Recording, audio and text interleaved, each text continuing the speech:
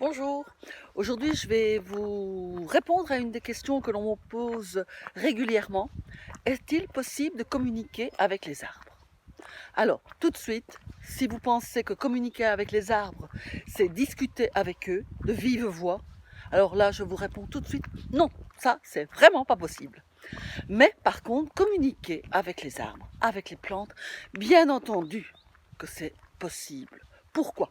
Eh bien, si vous vous mettez dans une énergie très spécifique, que votre taux de vitalité se met en syntonie avec le taux de vitalité de l'arbre, et je dis bien taux de vitalité, parce que pour moi, un arbre, c'est vivant.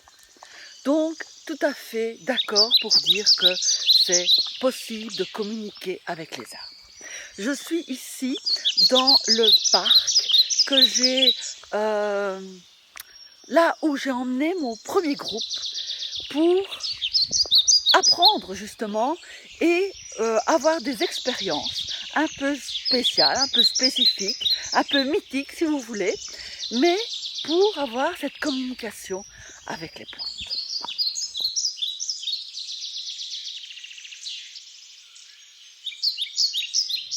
C'est un endroit que j'adore, puisque c'est ici que moi-même j'ai fait mes premières découvertes, mes premières expériences.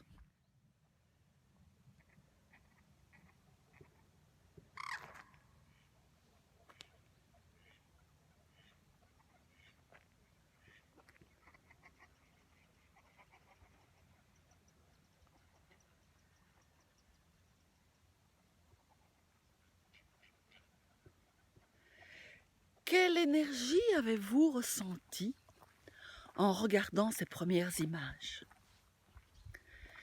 On se sent dans un monde un peu différent. Nous sommes fin décembre, pratiquement la veille du Nouvel An, du 1er janvier 2020. Et le soleil est en train de luire. Le soleil arrive directement sur le lac et donne vraiment un reflet magnifique à cet endroit. Voilà, alors, cette question qui taraude beaucoup de personnes. Comment communiquer et surtout pourquoi communiquer avec les plantes? Si vous avez déjà entendu parler du chamanisme, eh bien, le chamanisme s'intéresse non seulement aux animaux dits de pouvoir, mais également aux plantes. Et comment est-ce qu'ils ont pu découvrir toutes les propriétés de ces plantes?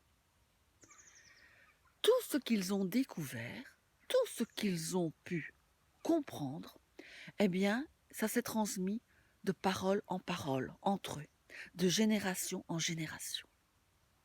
Mais les premières personnes qui ont pu comprendre et savoir à quoi, comment pouvaient nous aider certains arbres, certaines plantes dans notre vie de tous les jours, pas seulement au point de vue physique, mais aussi pour nous aider dans notre propre chemin de vie. Eh bien, c'est tout simplement parce que les chamans se sont mis au contact de ces plantes. Il aurait fallu sinon tellement de générations pour avoir toutes ces informations. Eh bien non, en se mettant près d'un arbre, en l'approchant, en se présentant, tout cela avec un grand respect. Parce que comme je vous disais tout à l'heure, ces arbres, ces plantes, c'est du vivant. Alors, un petit exercice que vous pouvez faire, c'est aller dans un endroit où vous avez l'habitude de vous promener. Peut-être avec une amie, un ami, un compagnon, et vous faites le tour que vous faites d'habitude. Vous ne changez rien. Ensuite, vous revenez au même endroit, mais là, seul.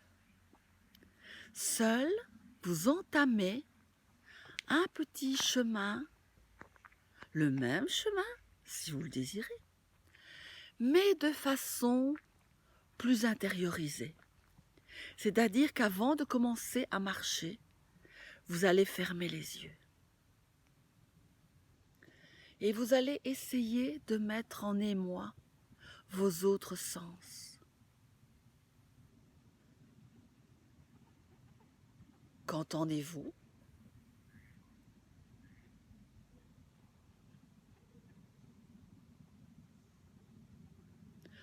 Ressentez-vous quelques rayons de soleil sur le visage? Ou le vent dans vos cheveux?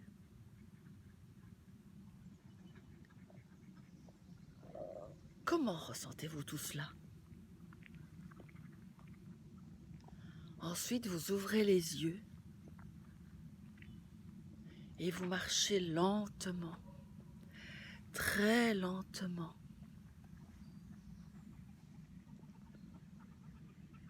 Et vous ressentez jusqu'au plus profond de vos cellules ce qui se passe. Vous êtes à l'écoute de tout ce qui se passe autour de vous. Vous observez, vous admirez, vous écoutez, vous sentez et vous ressentez. Alors, vous avez refait le même tour? Vous avez fermé les yeux? Vous avez ressenti? Vous avez entendu? Et alors, qu'est-ce que cela vous a fait? Est-ce que l'expérience était identique à la première quand vous vous êtes promené avec quelqu'un? Ou peut-être seul, mais comme d'habitude, en marchant un peu plus vite, en faisant un peu moins attention. Peut-être que certains d'entre vous ont déjà l'habitude de tout admirer. Ceci, c'est déjà une approche différente. Et j'espère que déjà vous êtes mis à l'écoute, non seulement de l'environnement, mais également de ce qui se passait dans votre corps. Comment vous sentez-vous? Je suis certaine que beaucoup d'entre vous ont déjà retrouvé leur sourire, que leur visage s'est éclairci.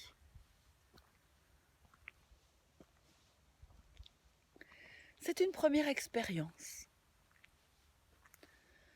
La deuxième expérience, c'est de continuer à se promener et puis de se laisser choisir par un arbre. Vous avez bien entendu, se laisser choisir par un arbre. Vous allez peut-être me dire, se laisser choisir par un arbre. Mais non, c'est moi qui vais être attiré par l'arbre. Eh bien, si on s'en réfère encore au chaman ou au druide, eh bien non, c'est l'arbre qui vous choisit. Et pourquoi celui-là plutôt qu'un autre? Tout simplement parce que pour le moment présent, et c'est important de vivre le moment présent, pour le moment présent, vous avez besoin de cet arbre. Alors moi, quand je veux me laisser guider et être à l'écoute de l'arbre, ici, je ferme les yeux et je demande quel est le chemin que je dois prendre. Et je laisse mes pas me guider. Et ici, c'est un chemin un peu rocailleux qui monte. Je ressens quel est l'arbre qui m'attire aujourd'hui.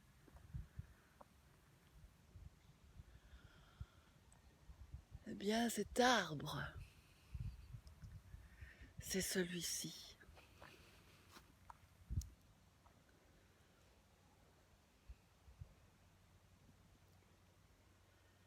Peut-être que certains me diront, oh, ce n'est pas un arbre grand et fort. Peut-être. Mais il a certainement toute son importance aujourd'hui. Et la première chose à faire, vous allez vous présenter.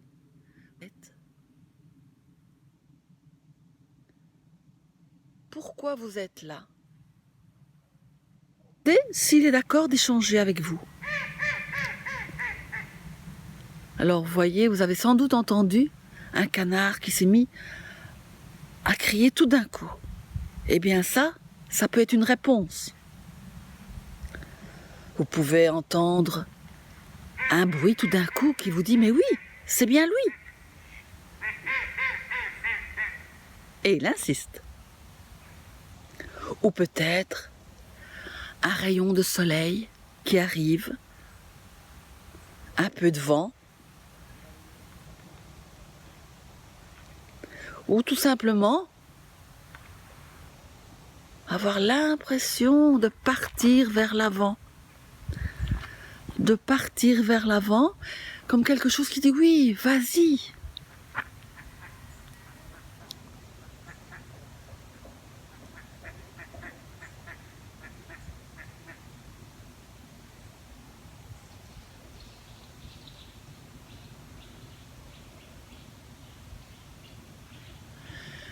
Et là, vous laissez faire. Vous pouvez l'admirer. Vous pouvez regarder les détails. Tout d'un coup, je m'approche. Tout d'un coup, des petites feuilles se mettent à bouger. Demandez-vous en quoi cette cicatrice, cette plaie peut vous parler. Mais l'important, c'est que malgré sa cicatrice, malgré sa nouvelle plaie, il vit toujours. Est-ce que vous avez déjà regardé comment une petite graine, toute petite, toute minuscule, qui se plante, seule ou avec l'aide de l'homme, peut devenir un arbre gigantesque, un arbre énorme?